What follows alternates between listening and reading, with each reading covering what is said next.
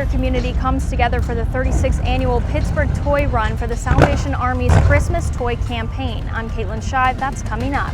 Plus, voters react to Biden becoming president-elect, and artists and farmers come together for an outdoor holiday market experience in Neosho.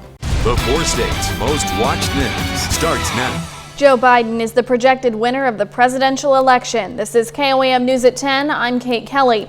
Following more than 3 days of uncertainty after Election Day, Pennsylvania's 20 electoral votes propelled the Democratic ticket above the 270 threshold needed to win the White House. CBS News correspondent Michael George is in the president-elect's hometown of Wilmington, Delaware, with the latest. President-elect Joe Biden and Vice President-elect Kamala Harris delivered a message of unity to supporters and the nation. I pledge to be a president who seeks not to divide, but unify. Speaking at a victory celebration in Wilmington, Delaware, Biden said he's ready to get to work for all the American people. Let's give each other a chance.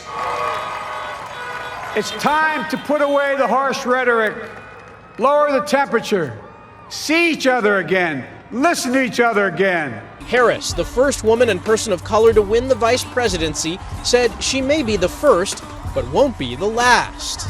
Every little girl watching tonight sees that this is a country of possibilities. Yes, yes, yes, yes, yes. Nationwide, celebrations began in the morning and extended into the night. Oh my goodness, I was so excited to find out that Joe Biden is our 46th president. Here in Biden's hometown of Wilmington, Delaware, many have been celebrating in the streets. Supporters told us they're ready to look to the future. It's been a very uneasy week, and it's great to feel a sense of relief right now. President Trump's supporters also rallied in cities including Atlanta and Lansing, Michigan. The president signaled he would continue to pursue unsubstantiated allegations of election fraud, tweeting, "I won this election by a lot." As ballot counting nears an end, President-elect Biden is leading in the popular vote by more than 4 million. Michael George, CBS News, Wilmington, Delaware. President-elect Biden will be sworn into office in Washington, D.C. on January 20th. Plenty of voters in Kansas are upset about today's call on the election. Trump supporters gathered outside of the Kansas State House in Topeka, voicing their opposition to Biden. The dozens of people assembled there said they had concerns about fraud and corruption.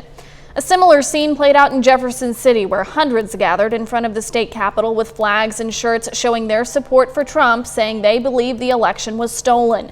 Protesters at the Stop the Steal rally walked to the governor's mansion in hopes that Mike Parson would hear them and publicly support the president. There was no shortage of opinion on today's updated election results projecting Joe Biden as our next president. We paid a visit to Pittsburgh's Meadowbrook Mall to find out what some voters are saying. I'm not quite sure if it's over yet. I believe, mail-in ballots are still coming in. Either way that it's going to be called, I believe recounts are going to be happening. Just our political climate in general, I believe, is pretty toxic.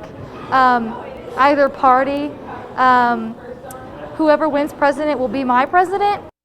While several people declined speaking on camera, some voters did tell us they don't trust the results so far.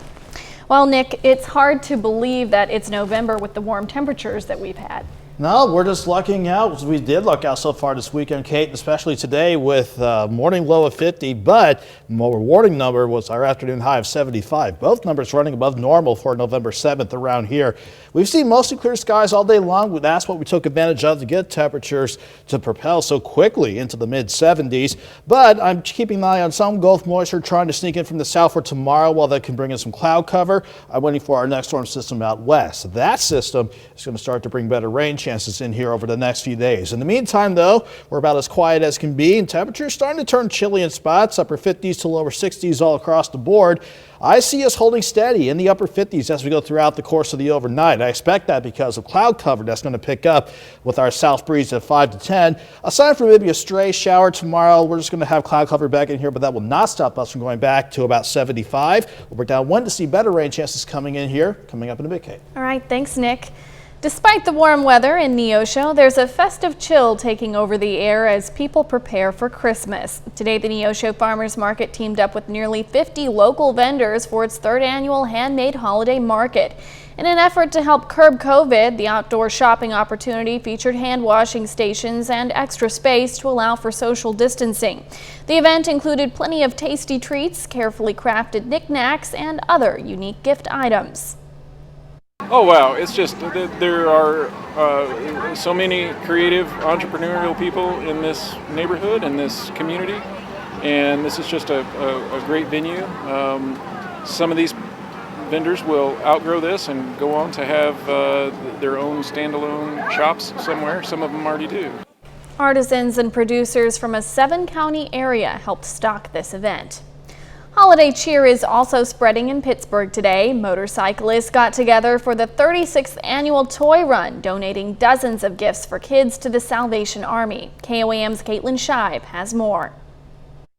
Bikers from different clubs in Pittsburgh come together every year to donate toys to the local Salvation Army. For many, it's become a bit of a tradition. It's really cool, especially for me, because my family's been involved in it since the very beginning. My uncle actually helped organize it for a very long time, and when he passed away, me and my cousins took it over.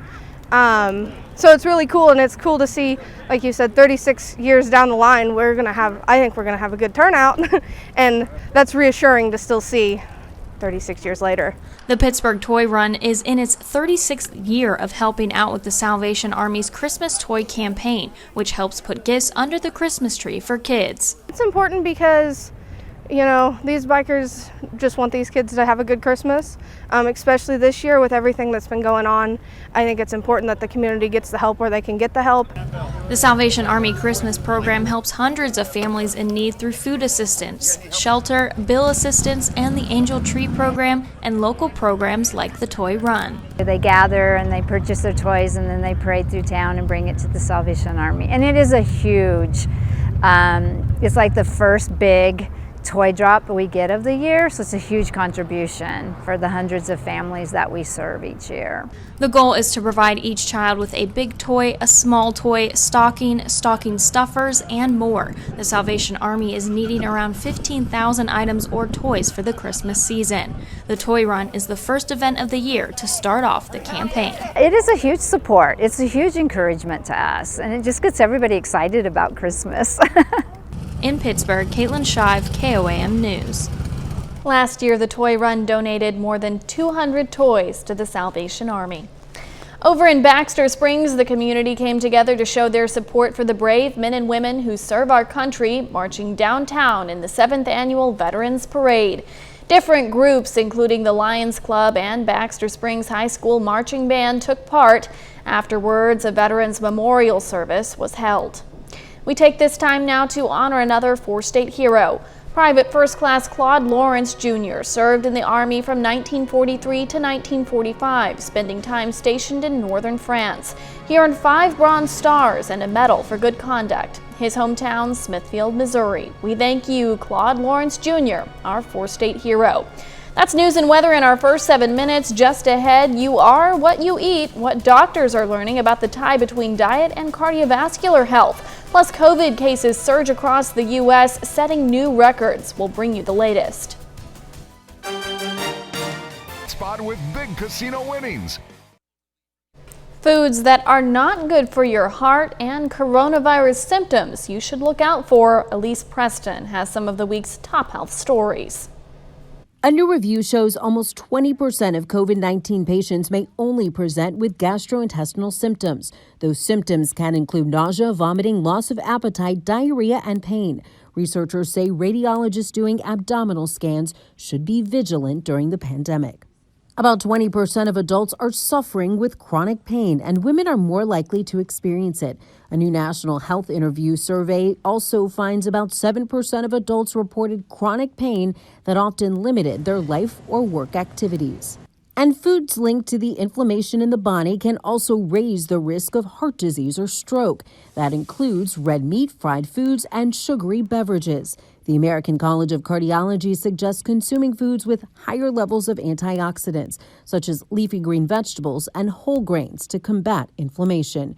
Those are some of the week's top health stories. Elise Preston, CBS News, New York. The U.S. sets a record for new COVID-19 infections for a third straight day. Friday saw more than 126,000 new cases reported. 9.7 million people have been infected. More than 236,000 have died.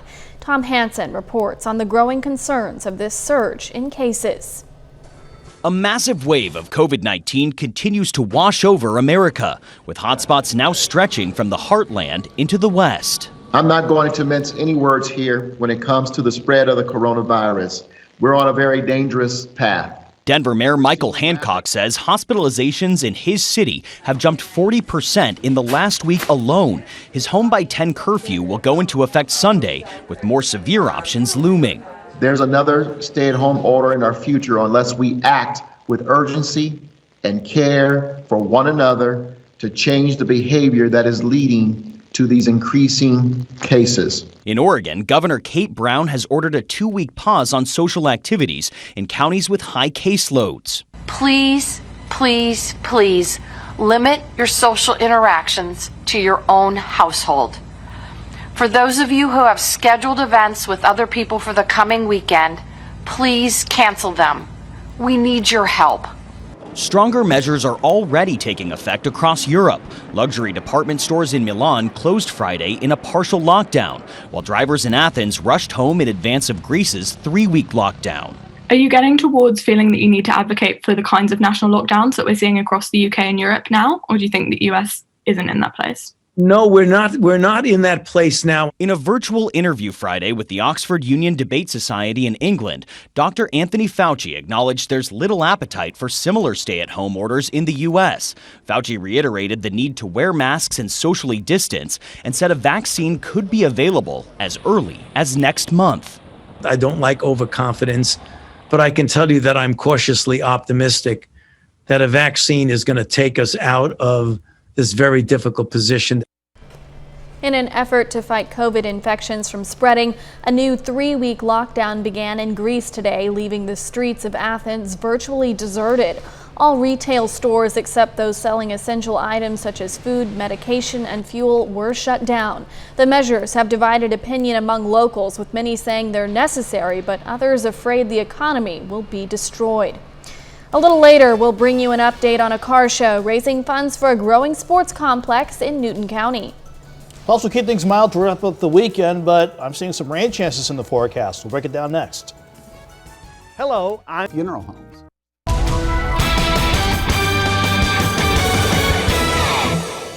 This weekend has been pretty good to us weather-wise so far. We started mild and quiet on Friday, and we just did it once again with mostly sunny skies up top from Indigo Sky outside of Seneca, Missouri, and all across the area. So we took advantage of that sun and kept things mild, if not a bit warm, after we had a chilly start this morning. Very similar to yesterday, as a matter of fact. Mid-50s in the morning, topping out around 76 yesterday afternoon. Lower 50s this morning, a little cooler than where we started Friday out, but we wasted no time and had no problems getting back into the mid-70s for afternoon highs today. We'll do it again. We'll keep things mild for your Sunday, despite more cloud cover on the way. And while you could twist my arm and say maybe a stray shower or two is possible Sunday, I'm seeing better rain chances with our next storm system on Monday and Tuesday. And that's going to really send us at least to a little bit chillier air, at least cooler than where we've been over the past few days. So it'll start to feel more like fall throughout the week ahead of us. In the meantime, though, staying clear up top, 62 in Joplin with the south breeze at 10. That's going to help keep temperatures up throughout the course of the night.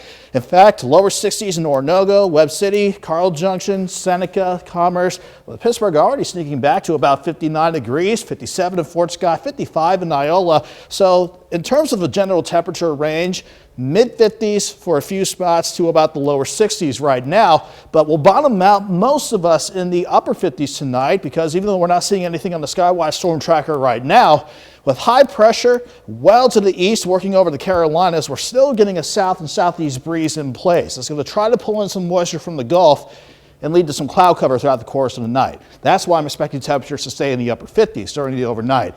The big focus, though, is this storm system, our next cold front developing across the Rockies, and it's going to be driven our way once we get this pair of upper lows to kick out of the Pacific Northwest and the desert Southwest and kicking out into the Central Plains. Before it gets here, though, the main system will just stay quiet throughout the course of the night. I will expect some partly cloudy skies to build in throughout the night as we drop back and hold steady in the upper 50s. And even with partly cloudy to mostly cloudy skies for tomorrow and maybe a stray shower, we'll keep that south wind in place at 10 to 20, and that will certainly keep us mild once again. 58 in the morning, 72 by noon.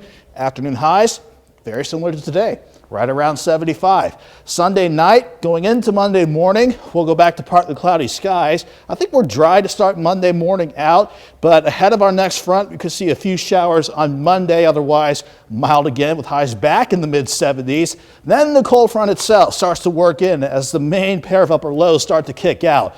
Late Monday night into Tuesday morning, that's when we'll see thunderstorm chances push on through. Then after Tuesday morning, we're done with the rain chances. We'll stay quiet for Wednesday before we see another system try to get its act together as early as Thursday, but looking like Friday is when we can see another shot of rain start to head our way. 75 tomorrow, let's go 76 on Monday. A couple showers possible each afternoon, but the better chances for rain and storms Monday night into Tuesday morning. In fact, that cold front means early highs around 68 is dropping through the 50s throughout the course of the day.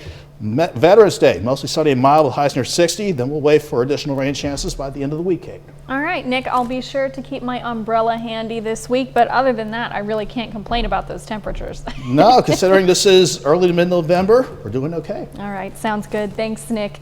Pitt State football is looking for its first win of the year on the road against Missouri Western. We have the latest. Also, Neosho boys soccer is at home for Class 3 sectional action facing Bolivar. Andy Ciateco has those highlights and more next. Nick Kelly is in 233.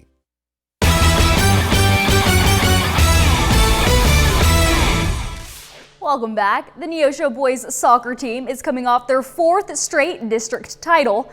The Wildcats are at home today facing Bolivar in the Class 3 state sectional round. Neosho is on a roll entering the day with a 15-game winning streak. We are scoreless in the second half, but in the 45th minute, Neosho's Juan Perez on the attack loses his footing but gets back on his feet. Takes a shot, gets deflected into the net. Wildcats on the board 1-0. And in the 55th minute, Neosho up 2 now. Perfect pass here. Alberto Robledo finishes it off with a header. Wildcats leading 3-0. A few minutes later, pass going to be downfield to Perez. The goalie gonna try to stop him, but Perez gets the easy score. Neosho up by 4. Wildcats shut out Bolivar 5-0. Neosho will face Glendale in the state quarterfinals on Tuesday. They did a great job the second half, and we just talked about keeping the pressure up and being patient. So I was proud of them. You know, no frustrations came out, and they just executed in the second half. First of all, we'll enjoy this one. I told them that when you get into this level of play, you should celebrate them all, even if you got a quick turnaround. And we've always done that. We did that last year. Like each one, you know, be thankful for it and not take it for granted. Switching over to college football, the Pitt State Gorillas are on the road this afternoon. PSU is taking on MIAA rival Missouri Western in the second game of the Gorillas' fall schedule. Coming in, Pitt State is 0-1, looking for win number 1 under head coach Brian Wright. First quarter, Max Sexton hits Drew Wynn with a short pass, does the rest himself, 20-yard score. Pitt State strikes first, 7-0. The Gorillas would lead 10-0 at the break. Opening kickoff of the second half, though, Griffins fake the reverse. Pitt State gonna fall for it. Sam Webb takes it 90 yards for the touchdown return. Missouri Western, though, trailing 10-7. And then later in the third, check this out. Nice pass from Sexton, but even better grab by Jalen Martin in the end zone.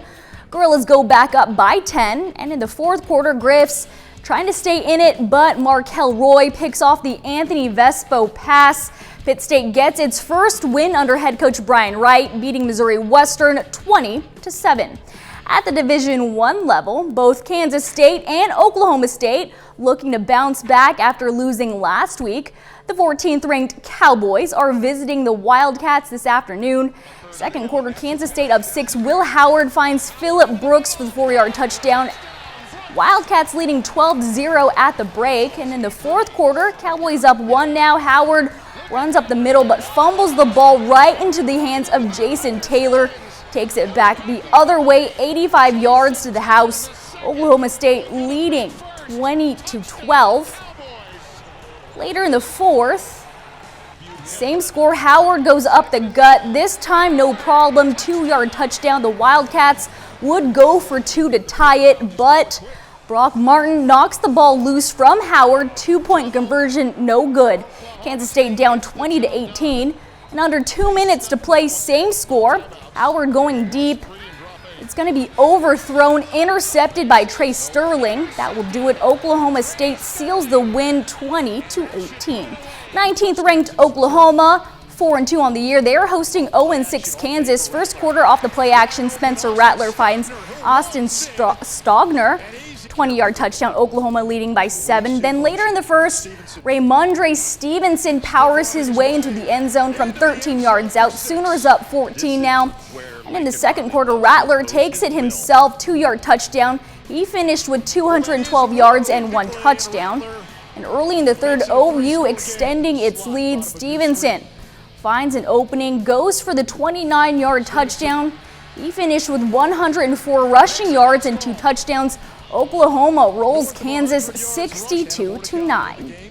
That's a look at sports. Back with more news after this. For a small casino.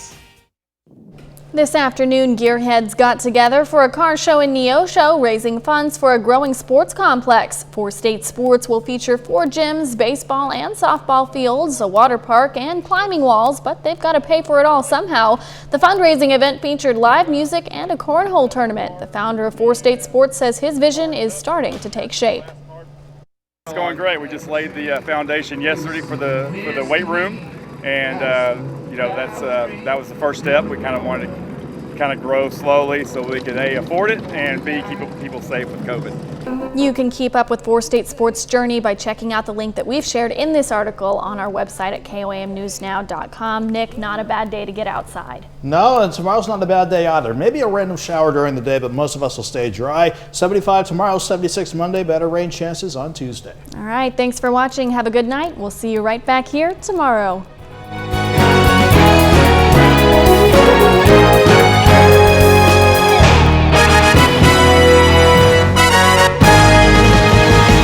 If you see news happening